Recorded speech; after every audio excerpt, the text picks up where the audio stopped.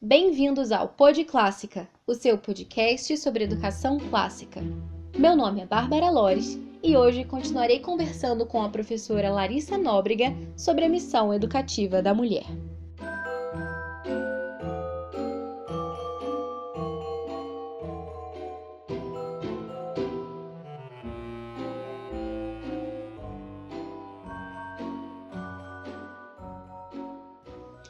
No último episódio, a gente ouviu a primeira parte dessa entrevista que tá muito enriquecedora. Já tem gente perguntando quando é que vai sair a segunda parte e, sem mais delongas, vamos a ela. Hoje vocês vão ouvir a segunda parte dessa entrevista. Na primeira parte, a gente conversou um pouquinho sobre quem é a mulher, quais são as principais diferenças entre o homem e a mulher. Se você ainda não ouviu a primeira parte, escuta lá antes de ouvir essa segunda. Agora a gente vai entrar num outro assunto que também é muito interessante, que é a diferença entre a missão educativa da mulher e a missão educativa do homem. Será que tem alguma diferença?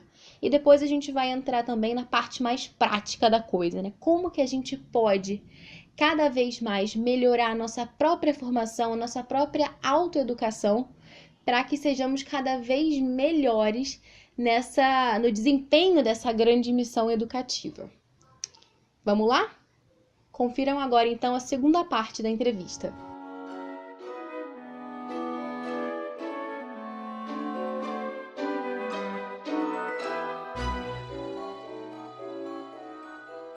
Voltando assim um pouco antes, porque acho que a gente entrou de cabeça agora, né, no tema dessa missão educativa da mulher, mas queria fazer só um paralelo também com essa importância, esse lugar do homem também enquanto educador, né? Onde que ele entra nesse processo, né? Qual que é a importância dele? Será que é diferente como isso acontece, né? Será que é diferente a forma como a mulher educa, como o homem educa? O que você me diria, assim, sobre isso? Sim, eu acabei esquecendo de falar, foquei tanto na mulher, esqueci de falar do Não, sem homem. problema. Não, de fato, né? Então, se a mulher ela tem toda essa importância, então quer dizer que o homem ele não é importante, né? Você poderia pensar isso. Falar, não, de modo algum, né? O homem ele é importante na educação, né? Ele é importante na formação dos filhos, né? Ele é uma figura fundamental na formação dos filhos, né? Porque, claro, isso que a Edith Stein falava, né? A primeira preocupação da mulher é a sua maternidade e o segundo, o domínio do mundo. No homem, a lógica é inversa. Né? A primeira preocupação do homem é o domínio do mundo, né? Em segundo, depois a sua paternidade. Mas ela está presente também. Né? Então, qual é o papel que o homem tem na formação dos filhos? Né? Primeiro, né? O homem ele tem que estar presente e passar segurança. O homem tem que passar segurança, né? Mostrar que a vida, né, está sob controle, né? Que as coisas estão sob controle, né? Com as maiores dificuldades que possam existir, né? Que são grandes e muitas em todas, cada família tem a sua, né? Mas vai estar lá transmitindo essa segurança, né? Essa presença, né? A figura do pai em casa, né, na educação dos filhos, mostra para os filhos que eles são importantes. Se os filhos não vem nunca o pai em casa porque o pai está trabalhando, é natural que os filhos pensem que o pai gosta muito mais do trabalho e do dinheiro do que deles. Né? Então, a presença, né, tem presença ou ausência do pai em casa, e da mãe também, né, interfere muito na autoestima, né, e na autoconfiança que as crianças vão ter depois nas vidas delas. Né? Então, se o pai está lá, está cuidando, está dando limites, né? Então, isso que você falava, né, a gente estava conversando antes de começar a gravação, né? Você quer lembrar só para eu poder fazer o link, Claro. assim, você falava que é interessante. Sim, eu estava comentando com a Larissa que certa vez eu estava ouvindo uma aula e nessa aula foi mencionada uma pesquisa. Até se eu encontrar depois o link da pesquisa, eu vou colocar lá na página do Facebook para vocês também, que contava, nessa pesquisa, né, que foi feita, havia um gráfico que mostrava o grau, digamos assim, de dependência dos filhos com relação aos pais, né? E dizia que na primeira infância, esse gráfico começava lá em cima com relação à mãe, né? Então você vê um bebê completamente dependente da mãe, para tudo. Para comer, para sobreviver, enfim, precisa da mãe. Né? E isso é até uma coisa engraçada, né? Porque hoje em dia as pessoas que querem defender o aborto falam que, né? Porque se você tirasse aquele bebê do ventre da mulher, ele não tem independência, né? Ele não consegue se manter vivo. Tudo bem, mas depois que ele nasce, ele também não consegue se manter vivo do mesmo jeito. Ele larga um bebezinho no meio da rua, ao relento, que você vai ver que mas ele precisa da mulher da mesma forma, para se alimentar, enfim, para tudo, ele continua precisando, ele não é independente. Até tem um vídeo engraçado que também posso colocar na página depois para quem não viu, que é um vídeo em inglês, está legendado, que ele fala do canal de parto mágico, que existe um canal de... Você já viu esse vídeo, não? Não. Que ela começa a contar, é até super atual, né, esse assunto entrar agora, né, por conta das discussões no STF e tudo isso, mas fala que existe uma grande mágica que acontece no canal de parto, né, do bebê que nasce de parto normal, né, se pensar o canal das vias naturais de parto, existe uma mágica que acontece ali, porque antes do bebê passar ali, ele não tem direitos humanos. A partir do momento que ele passa por aquele canal, acontece alguma coisa que altera completamente a constituição dele, ou seja lá o que for, que ele passa a ter direitos humanos. É uma coisa assim, antes do canal, não tem direitos humanos. Passando, nossa, que maravilha! Agora você tem direitos humanos. Então, agora, não me pergunte como que isso acontece no caso de uma cesariana, porque aí já é um pouco mais complicado, porque já não tem mais a mágica do canal. E aí já não se sabe mais como que acontece. Enfim, mas voltando ao que eu estava falando sobre a pesquisa, enfim, né, deixando essa incoerência de lado, dizia que o bebezinho, quando ele nasce, ele é completamente dependente da mãe. Então, o gráfico está ali, lá em cima. Em contrapartida, com relação ao pai, nada, praticamente. O bebê não precisa do pai, né, quando ele nasce. Só que esse gráfico, ele vai alterando conforme essa criança vai crescendo. Então, vai diminuindo a dependência da mãe, aumentando a dependência do pai, de uma forma tal que mais ou menos na faixa, acredito que dos 14 anos, ali na faixa da adolescência, a dependência do pai está no grau máximo e a da mãe lá embaixo, lá no pé. E depois, conforme vai passando o tempo, isso volta a equalizar e ali já na vida adulta fica uma coisa mais equilibrada, meio que 50% para cada um. Então começa uma super dependência da mãe, nenhuma do pai. Vai mudando bruscamente até que na fase da adolescência a dependência da mãe seja nenhuma ou pouquíssima e a do pai é muito alta. E depois isso equaliza na vida adulta. Então foi uma pesquisa bem interessante que ilustra também isso que a gente está conversando agora. Mas pode continuar. Não, isso aí eu achei bem interessante, assim, né? Porque, bem, eu lido com adolescentes, né? Eu trabalho com adolescentes de 15, 17, 18 anos, assim, né? Alguns mais velhos também, jovens. E, bem, eles têm e lendo também sobre isso, né? Que eles têm uma necessidade muito grande de segurança, né? Eles precisam de limites, né? Então, ao mesmo tempo que eles reclamam, como eles procuram pessoas que coloquem limite para eles, né? Que as pessoas que apresentem para eles, né? Tipos de vida que valem a pena ser vividas, tipos de experiência que deram certo ou que não deram certo, né? E nesse aspecto, acho que os homens têm um papel muito importante, né? Porque é próprio do homem ter essa presença mais forte, né? Essa firmeza, né? Então, claro que são elementos de predominância, né? Então, a mulher predomina na mulher a doçura, a delicadeza, o cuidado, mas sem deixar de ser firme também, não fica mole, né? O homem também predomina no homem esse aspecto de firmeza, de segurança, mas sem cair numa rigidez, no totalitarismo, né? Então, sem perder a mão, né? Sem pesar demais a mão. Mas eles precisam disso. Então, um adolescente, né? Uma criança adolescente, né? Precisa ver no pai, primeiro, que as pessoas são importantes, né? Porque essas coisas, essa ideia de que a mulher se preocupa muito mais com as pessoas e que os homens com as coisas, e os homens com as coisas, isso aí, tá, de alguma maneira, a gente percebe, isso a gente não sabe nomear. E o filho, maior, menor, ele consegue perceber pelo tempo gasto e pela qualidade do tempo gasto que os pais estão preocupados com eles ou não. Você e a mãe sabem dizer isso melhor do que eu ou não. Os filhos, eles vão percebendo isso ao longo do tempo. A gente ouve comentários sobre isso.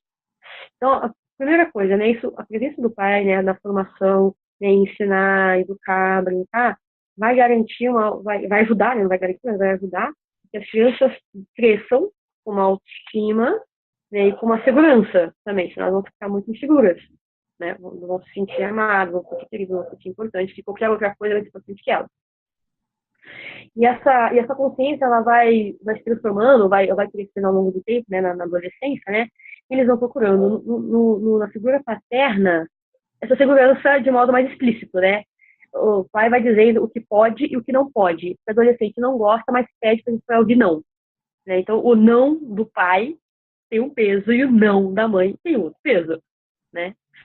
Então, eu acho que isso é uma coisa que é importante, né? Que o pai, ele tem que estar lá e tem não só ficar, não, o pai não só para dizer não, né? Não é para isso que ele serve, é para muito mais. Mas ele vai dizendo, né, com esse não, com esse sim, com esse pode, com esse não pode, isso vale a pena, isso não vale a pena, ele vai dando indicação para os filhos, né, de uma vida que vale a pena, né, ele vai ensinando do seu modo próprio a elegância que a mulher ensina do seu modo próprio, né, então ele vai dando de um jeito, a mulher dando de outro, vai complementando, né, isso tanto para os meninos quanto para as meninas, né, eu separei aqui uma citação que o Julia Maria faz de novo, né, do poeta, né, o Antônio Machado. Ele fala, né, diz o Antônio Machado, né, dizem que o homem não é homem até que ouça seu nome dos lábios de uma mulher. Pode ser. Né? É interessante isso, né? Então você pensa, a importância de uma mãe na vida de um menino e de uma menina também, a importância do pai da vida da menina e do menino. Né? O pai e a mãe, eles são fundamentalmente importantes na formação dos filhos, dos dois sexos, tanto menino quanto menina.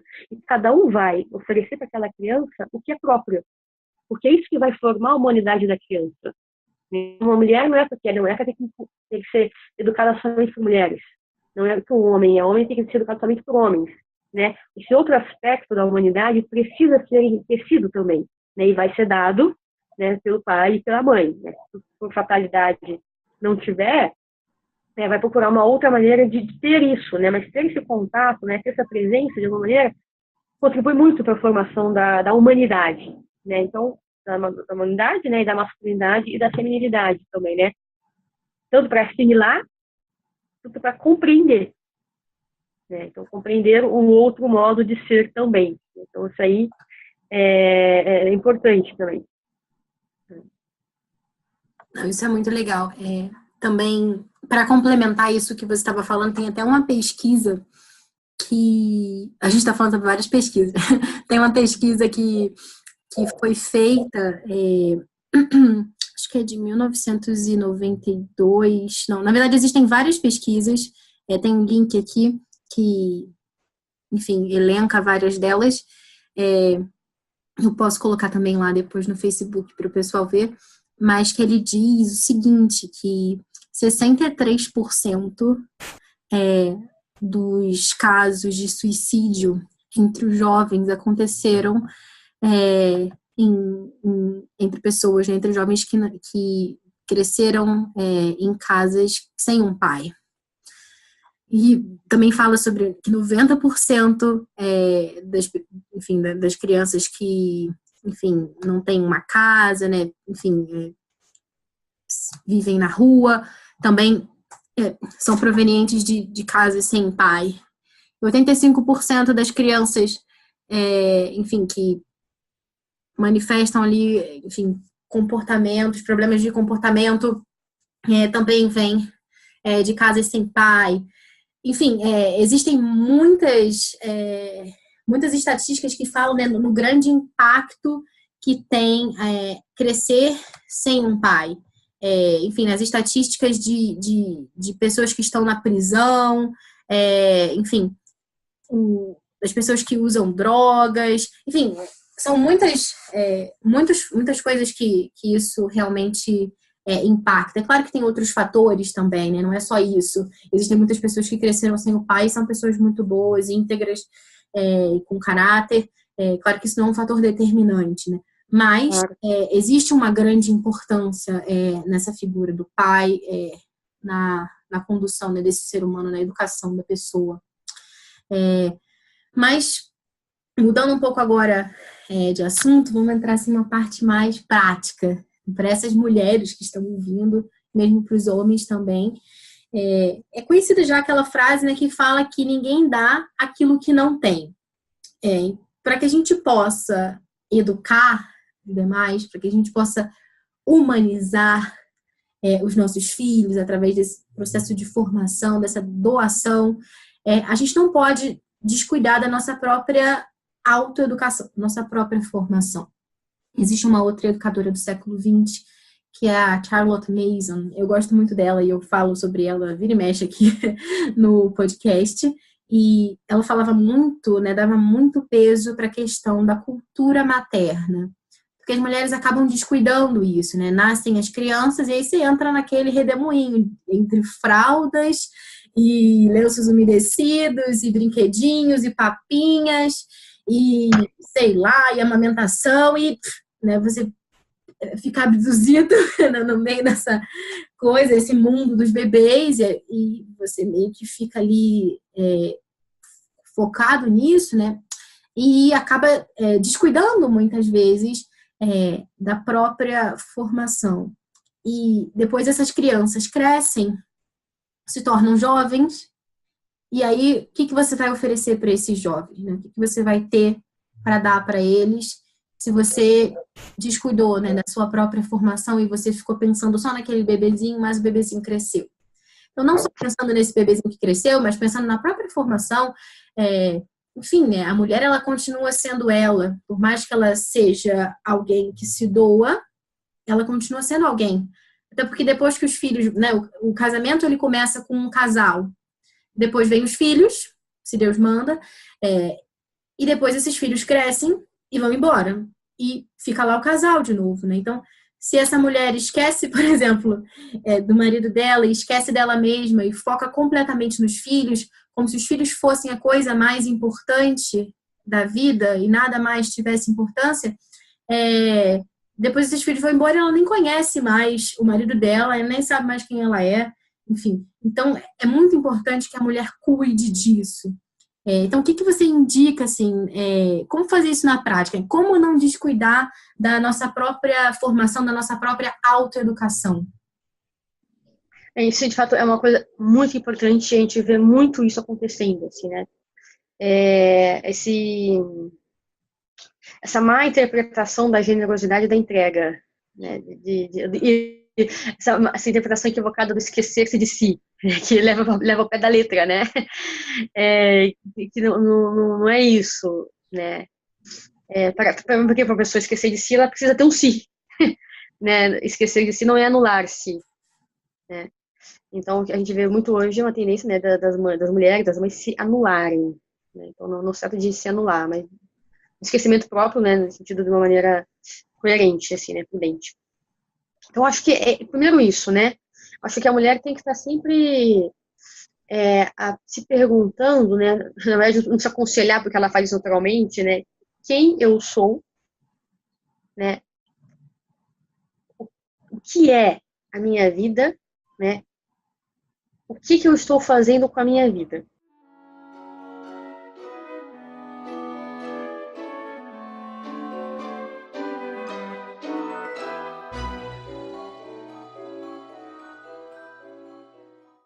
Acho que a mulher, ela precisa se perguntar, parar de vez em quando perguntar isso, né? O que eu estou fazendo com a minha vida? Porque o que eu estou fazendo com a minha vida tem tudo a ver com o que eu estou fazendo com a vida das pessoas que estão ao meu redor. E aí ela vai percebendo nessa pergunta, né? Eu estou fazendo o que eu deveria fazer? Ou eu estou descuidando desse aspecto? Eu estou aqui, de fato, né, mergulhada em fraldas, né? Então, quando foi o último livro que eu li? né? Quando foi a última vez que saiu com o esposo, quando foi a última vez que saiu com os amigos, né? Os casais, outras famílias, quando foi a última vez que eu saí com uma amiga, né? A mulher não pode descuidar disso, porque essas experiências vitais enriquecem a própria existência e fazem com que a mulher seja uma melhor formadora, né? Então, quanto mais experiências uma mulher tem de vida, né, de formação, de conteúdo, ou experiências humanas mesmo, mais ela vai ter a transmitir também. Então, ela não pode ficar o dia inteiro só fazendo isso, porque ela vai se empobrecer humanamente. E se não se empobrecer humanamente, ela não vai ter com o que enriquecer, como você mesmo disse. Então, acho que é isso, né, esse autoexame, né, de reconhecer quais são os aspectos que precisam ser melhorados. Depois, isso que você falava, que a gente falava há alguns minutos atrás, né, sobre a questão da mulher falar mais e o homem falar menos, né? O William Ayres, ele fala que a mulher, ela precisa de solidão. Claro, a gente sabe que as coisas importantes na vida acontecem sempre no silêncio, né? Então, a mulher, ela precisa fazer silêncio. Para nós, pode ser que a gente fala muito, né? Porque a gente fala muito por dentro, né? A gente está sempre, né? Mas é importante a gente saber um pouco calar, né? E fazer ter esse momento de solidão. Né? Uma mulher que não consegue viver um pouco de solidão, ela perde a sua feminilidade, assim, sua condição de mulher. Né? Então, parar, pensar, ouvir, né? Para aprofundar, né? O projeto de vida que ela tem.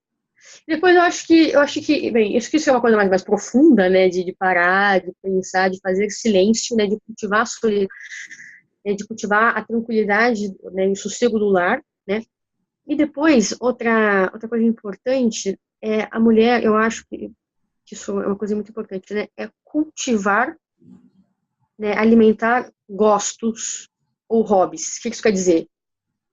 Todos nós temos nossas inclinações.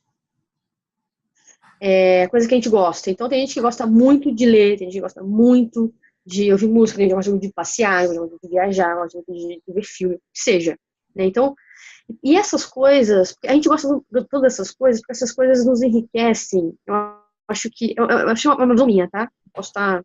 Mas eu acho que a gente gosta tanto dessas coisas, porque essas coisas nos ajudam a entender melhor o mundo e a nós mesmos. Então, se eu perco isso, ou se eu não tenho isso, se eu anulo totalmente isso, com o tempo eu fico um pouco perdida, sem critério, né? Então, acho que é importante, claro, não se trata de capricho, não se trata de luxo, não ficar, então eu já gosto de ver filme, eu vou ficar aqui vendo Netflix o dia inteiro. É óbvio que não é isso. Mas é encontrar esses caminhos pelos quais eu me entendo e entendo o mundo, né? E a compreensão passa pelo amor. Então, acho que é muito importante cultivar as coisas que eu acho importantes. Então, se eu gosto de sair com uma amiga, eu vou procurar para que isso não seja uma coisa assim tão rara, levando em conta as circunstâncias de cada um. Óbvio, com um bebezinho pequeno vai ser um pouco mais difícil. Mas eu acho que, de novo, né, não se trata de capricho, mas se trata de coisas que realmente me enriquecem, assim, né? E eu vou poder transmitir isso de uma maneira muito melhor, assim. Então, sempre que eu recomendo, as pessoas perguntam, né? O que eu faço? Tá, tô perdida. Então, cultiva hobbies. Eu não acho hobby uma coisa superficial. Alguns podem ser. Mas eu acho que cultivar esse tipo de inclinação, eu acho que isso ajuda, sabe? Eu acho que isso enriquece. Ter um amor por algo assim, né? Um gosto, eu acho que isso nos ajuda, né? Facilita a gente se situar no mundo. E em nós mesmos também, né? Ter coisas sobre assuntos para falar, conhece gente, etc. Eu acho que isso é importante, né? E também isso, né? Cultivar, né, nessa questão da autoformação, né? Ler livros sobre aquilo que eu me dedico. Então, se uma mulher ela é mãe de família, ela é esposa, ela precisa ler sobre isso. Né? Se uma mulher ela é professora, ou ela tem outro trabalho, ela é enfermeira, qualquer coisa, né? Ela precisa ler sobre aquele assunto. Né? Não se deixar, porque é uma tendência da mulher se deixar levar pela experiência. Não, a experiência ela é muito importante, mas o conteúdo também é importante. Então, ter esse tempo de estudo, né, de conversa, eu acho que isso aí é uma coisa que ajuda bastante. Assim. Então, acho que é isso, né? Acho que é parar, fazer silêncio, pensar, repensar a própria vida, descobrir e cultivar as coisas que para ela são importantes, porque aí ela vai se reconhecer, vai entender o mundo, né, vai poder conhecer outras pessoas e se transmitir isso para outras pessoas também, né? E, claro, ter conteúdo também, né? Estudo, de acordo com as suas próprias circunstâncias, óbvio, né? Naquilo que é o próprio dela. Então, a maternidade, o matrimônio, né? Ou uma outra vocação, né? Ou outra profissão, né? Está sempre se atualizando, né? Porque senão, se ela atrofia, ela se frustra. Porque se ela se atrofia, ela se compara com as outras pessoas que estão melhores, aí ela acha que a escolha que ela fez é toda errada, e pronto. Aí já começa todo o quiprocó. Então, se ela está fazendo o que ela tem que fazer, então acho que as coisas vão com mais leveza, né? Então, uma mãe, uma mãe que é esposa, mas que ela consegue cultivar, ela vai se realizar também, né? Na maternidade. Ela não vai ver como um obstáculo à felicidade como as pessoas veem hoje, né? As pessoas têm essa ideia, né, de que o matrimônio, né, e os filhos, ele anulam a realização da mulher, a realização da mulher. Não, se a vocação da mulher vai se enriquecer, mas sem perder a sua individualidade. Eu acho que isso é importante que a gente sai e fala, né?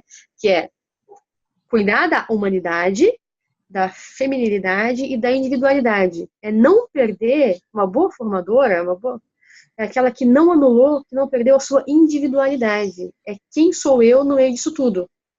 Né? Então a gente descobre que a gente é pelos nossos amores. Então o amor à família não deve anular os outros pequenos amores, que, claro, são menores. São menores. Na hierarquia tá bem abaixo, mas que também devem ser cultivados. Não, isso é muito interessante. Isso que você estava falando, enfim, sobre cultivar hobbies e tudo isso, uma coisa que chama atenção, que eu estava falando, estava me lembrando, São Tomás de Aquino, né, que é o doutor angélico, o ícone da filosofia medieval, falava que existem certas coisas, né, que libertam o homem da tristeza. E aí você pensa, nossa, mas o que será que ele vai falar, né? Uma coisa super elevada. Como, por exemplo, um banho quente e um copo de vinho. E aí é interessante isso, porque de fato a gente esquece de descansar muitas vezes, esquece das coisas que, essas pequenas alegriazinhas, esses pequenos prazeres que, embora não tenham toda essa importância, né, dos grandes amores, mas são importantes para que a gente mantenha a nossa sanidade, a nossa saúde mental. Você não precisa ficar, como você falou, o dia inteiro assistindo séries, né? E, aliás, isso é um problema, porque às vezes a pessoa tem isso, né? Nossa, eu só me dou e ninguém faz nada por mim, só vem a nós, o vosso reino nada. E, ninguém quer, e aí ela pega isso tudo, concentra, não quer saber, se virem aí, que agora eu vou. E aí tira assim, um dia inteiro para, sei lá, fazer alguma coisa que não pense nos outros, assim, nessa nela. Ou então, essa questão do celular, né, de hoje em dia que a gente gasta tanto tempo com o celular. Não, peraí que agora eu vou ficar aqui vendo o meu Facebook, vou ficar aqui vendo o meu... Não que a gente não possa ver as redes sociais, mas às vezes a gente gasta tanto tempo com isso, querendo cultivar ali aquele pequeno egoísmo, né, daquele momento, que ai de quem te atrapalhar, né, naquilo, né? Ai, se alguém me interrompeu agora, você já fica brava e tudo isso. Então, ter um momento pensado para isso. E pensar no que você vai fazer, né? Sei lá, programar, né, esse lazer. Isso é importante. Você pensa, não, eu vou passar aqui 5 minutos lendo esse livro de romance que eu gosto, que é um livro bom e tal. Não, eu vou passar 15 minutos tomando um chá, sentada, conversando com uma amiga, ou você vai tomar um café, não sei. Mas ter isso planejado, aquilo que você vai fazer. Porque depois, se a gente não faz isso, na prática a gente não para, né? Não para um pouquinho para fazer essas coisas, não descansa. E quando a gente está muito irritado, muito estressado, eu ouvi isso recentemente numa palestra do Dr. Christopher Perrin, que ele falava sobre escolé, que é uma ideia da educação a partir de uma perspectiva do descanso. Enfim, ele falava isso, que quando a gente está muito cansado, quando a gente está muito estressado, aquilo que a gente faz com os nossos filhos é aquilo que os nossos pais fizeram com a gente. E nem sempre é aquilo que foi o melhor. É claro que os nossos pais fizeram coisas muito boas. Mas quando a gente está cansado, né, a gente acaba reproduzindo determinadas coisas que os nossos pais faziam com a gente, formas de educar que eles tinham que, por mais que a gente discorde e que a gente não queria fazer isso com os nossos filhos, quando a gente está muito cansado, muito esgotado, a gente entra ali naquele modo do piloto automático e é exatamente isso que a gente faz. Então é importante programar, né? Não, todo dia eu vou parar tanto tempo para fazer essa coisa que eu gosto. Ou não, a cada semana eu vou fazer tal coisa com aquela amiga, ou não sei. Eu tenho uma amiga minha que o marido dela resolveu dar para ela de presente por semana um dia de princesa. Para ela sair, meio que o que ela quisesse. Ela ir pro salão, fazer a unha, ou então sair com a amiga, sei lá, justamente para que ela não ficasse louca, para que ela mantivesse né, essa própria, as emoções dela em ordem. E Exato. a mulher é o termostato da casa, né? Se a mulher tá para baixo, todo mundo tá para baixo. Se a mulher tá ali super cansada, exausta, esgotada, arrasta todo mundo junto. Se a mulher tá para cima, tá feliz, tá alegre, tá todo mundo alegre também. Então isso é muito importante. Isso não é o egoísmo, né? Pensar em si. Pensar em si é pensar na casa também, é pensar em todo mundo. Se a gente tá bem, tá todo mundo bem também. Exatamente, exatamente. E isso também, quando a mulher cultiva a sua individualidade, de alguma maneira, ela molda a forma como os outros vão tratá-la também. Então, se eu anulo a minha individualidade, eu não vou poder reclamar depois que os outros me tratem como um objeto. Sim. Né? Então, isso vai interferir na realização dela também, né? Como a gente já disse, né, o próprio da mulher assim, o mais intenso da mulher é a sua afetividade. E ele está e fala que a formação da mulher, a formação das moças, é, em primeiro lugar, a formação da sua afetividade. Então, o coração da mulher tem que estar muito bem resolvido. Quando o coração da mulher, quando a afetividade da mulher está bem resolvida, as outras coisas saem, se encaminham. Assim, né? Então, precisa cultivar a sua individualidade, essa realização, né? Que não se trata de futilidade, nada disso, mas de saber, né, quem eu sou, né, o que eu tenho que fazer e como fazer também, né? Então, senão, se anula isso, os outros vão tratá-la de uma maneira que não vão realizar, que ela não vai ficar realizada com isso também, vai gerar frustração atrás de frustração também, né?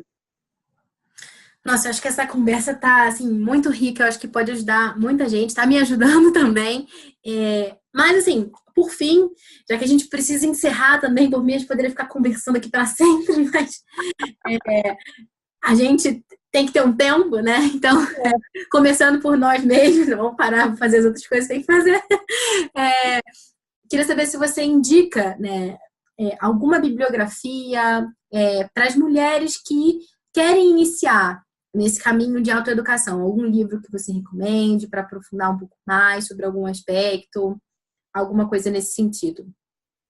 Então, na verdade, tem uma bibliografia bem interessante sobre isso, mas, assim, acho que o principal, assim, para começar, acho que 2 livros que eu indico, que foram os livros que eu usei para fundamentar essa conversa, né, que é o livro A Mulher, né, A Sua Missão Segundo a Natureza e a Graça, escrito pela Edith Stein, né, ele é um compilado de conferências que ela deu sobre esse assunto. Então, ela fala da mulher enquanto professora, mas enquanto mãe, né? E é bem interessante que ela começa fazendo toda a análise que ela faz é sempre perspectiva antropológica e teológica também. Então, para quem compartilha dessa fé, é bem enriquecedor.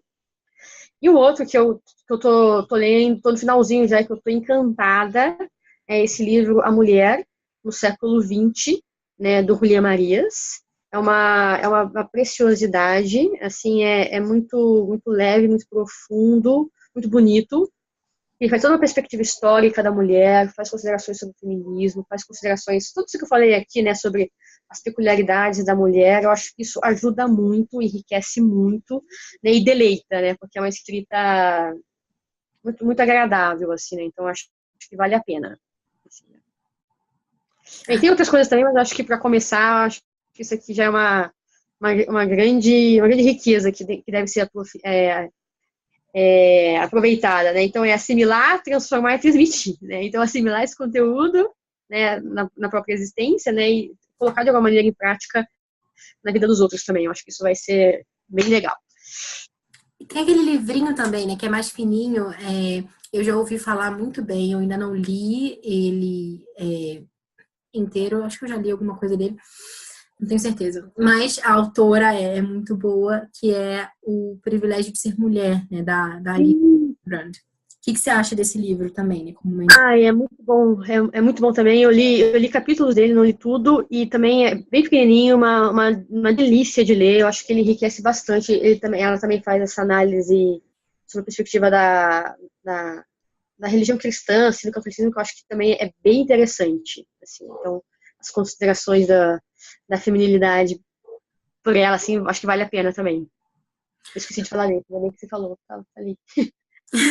Bom, quero te agradecer muito por você ter sido generosa em nos formar hoje, em ter doado o seu tempo. Com certeza, eu acho que, enfim, vai ser muito enriquecedor para todo mundo que ouve aqui o Pod Clássica. Agradeço muito, muito mesmo. E também, enfim, né, deixo aberto esse canal, né, se alguém quiser entrar em contato com a Larissa, quiser fazer alguma pergunta para esclarecer algum ponto, pode colocar lá nos comentários, ou da SoundCloud, né, onde ficam os episódios, ou mesmo no comentário lá do post do Facebook, onde eu vou colocar o link do podcast, vocês podem perguntar lá. Enfim, a Larissa vai, com certeza, ficar muito feliz de responder. Olha, eu já colocando ela. Mas, enfim, ela é muito generosa, eu tenho certeza que ela também vai querer responder vocês. Agradeço vocês também que escutaram até aqui e até a próxima. Eu queria agradecer também. Obrigada, Lara, pelo convite, pela paciência. E, enfim, estou à disposição, se quiserem mais, a gente pode conversar sobre outros assuntos também. Eu queria só terminar, e de fato terminar com uma citação do Julian, que eu acho bem, bem interessante, né? Ele fala: se os homens fossem mais inteligentes do que são, teriam procurado que as mulheres fossem mais felizes do que são. Porque se as mulheres não são felizes, ninguém mais é. Se a mulher não é feliz, não há felicidade.